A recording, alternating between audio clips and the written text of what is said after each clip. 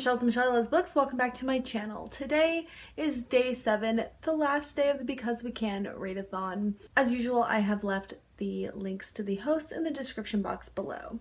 Today's challenge is to basically make first impressions about a book based on their cover alone. I thought that a good way to do this challenge would be to look at the new releases for the month of May. And the reason I thought about this is because I actually really miss doing my videos of the new releases. With everything going on, I haven't been able to put those videos together. They take a lot of work to put together. I kind of miss doing it. So I wanted to see what books have come out in May. I know a couple of them. Oh, what is that big one? I just talked about it. The prequel to Hunger Games. I know that one just came out. If you're a creator, then you probably know it's like really difficult to do like a screencast. I'm gonna actually be using the Zoom application to do this video. It's something I've never tried before, but I think it's gonna work out really great because otherwise you have to like do a screen recording, record your voice through your laptop. I don't know.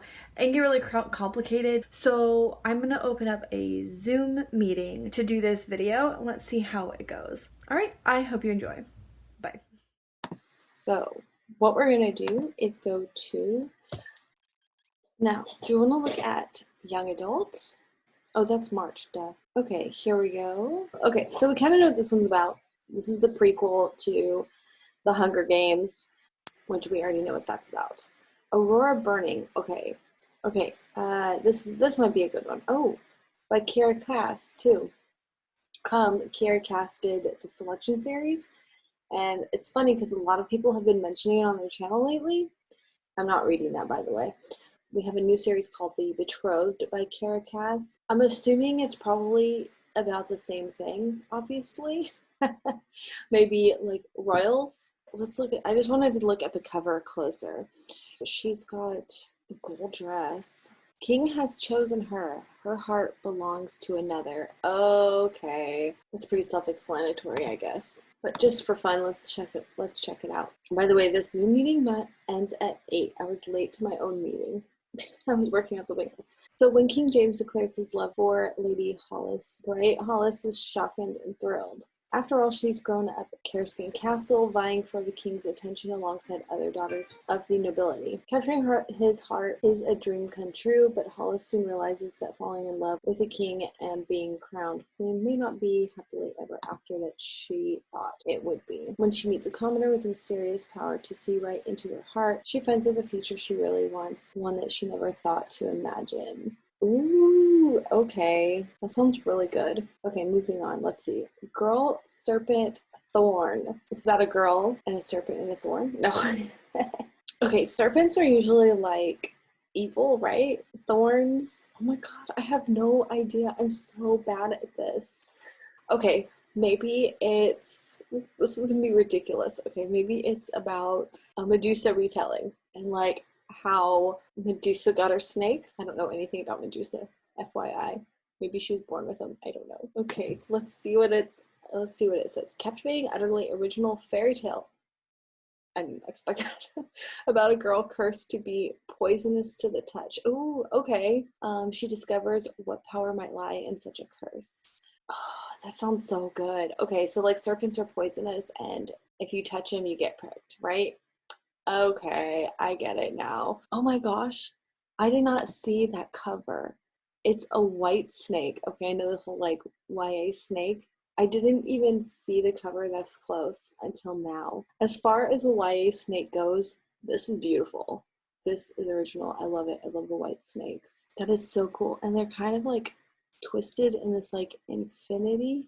Okay, that sounds so good. Oh my god, I want to read that so bad. When does it come out? Oh, not till July? This is in the May releases. It doesn't come out till July.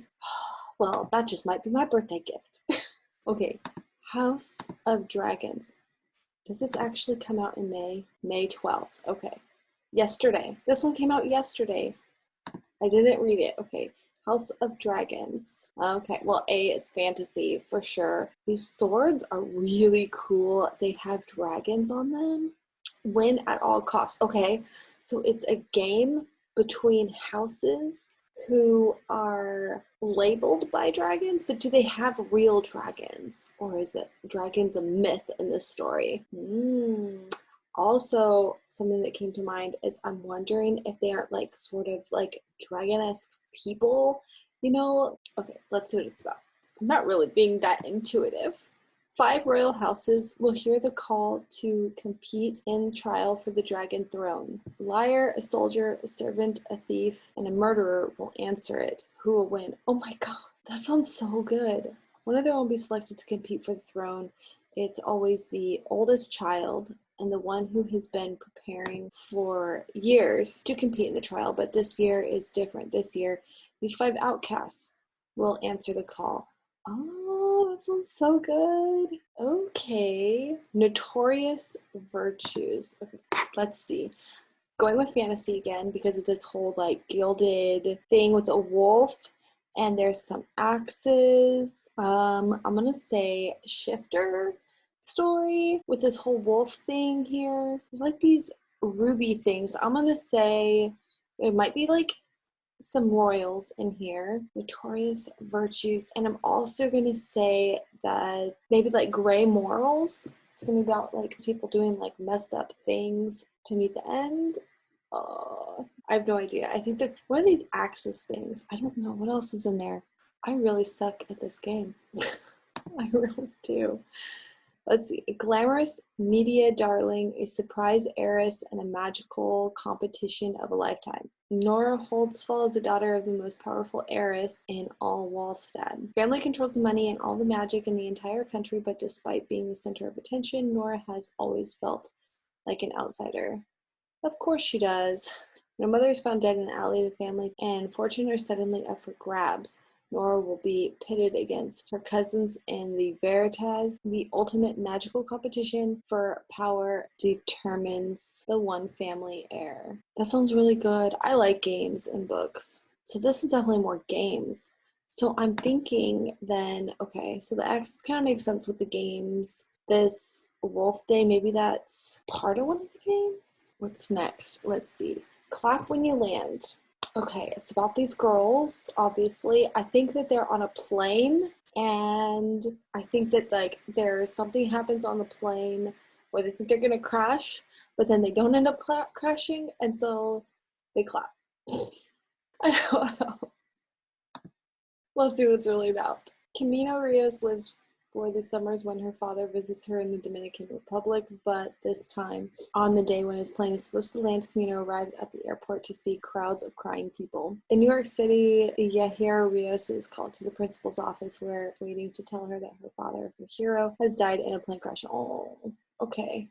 So there was a plane crash. Separated by distance, Poppy's secrets, and 2 girls were forced to face a new reality in which their father is dead, and their lives are forever altered. And then when it seems like they've lost everything of their father, they learn of each other. Poppy's death uncovers all the painful truths he kept hidden and the love he divided across an ocean. And now Camino and Jahir are both left to grapple with what this new sister means to them and what it will now take to keep their dreams alive. Oh, that sounds so good and sounds really sad. I don't know if I could watch The Life in Medieval Times. Let's see.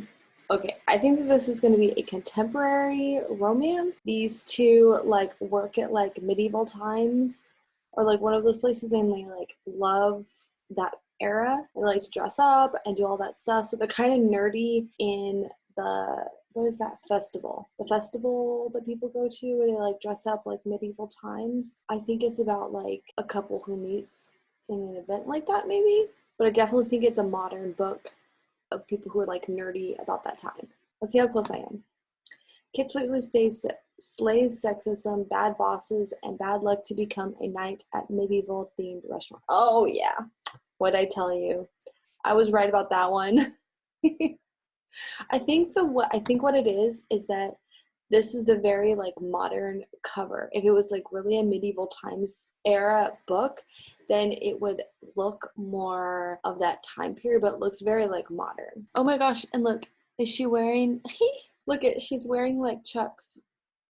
Definitely not medieval timed shoes. That's funny. Yeah, I was right about one of them. Okay, I think I have a guess for this one. Okay, I think this is more of a folk tale based, and I think it's like a Lebanese woman, but I definitely think it's like what does this name look familiar? Romina Garber? What else did she write? Or the author sounds really familiar. And then I also feel like maybe it's like a fantasy, but based on like a folk tale. Let's see. Some people are illegal. Levizonas do not exist. Both of these statements are false. Manuela Azul has been crammed into the existence that feels too small for her as her undocumented immigrant who's on the run from her father's Argentina crime family. Manu is confined to a small apartment and a small life in Miami, Florida. Hey, I live in Florida. Until Manu's protective bubble is shattered. Okay, I was not expecting that. So it's like an immigrant tale. I guess this is a term for mixed race. So like Lebanese and Venezuela. I don't really know. What time is it? All right, and it's just about time for me to go. I guess that's all I got. Apparently, I did not do very good. I got one thing right. That was it. And obviously, like fantasy. But I was pretty excited about the one book that I guessed pretty right.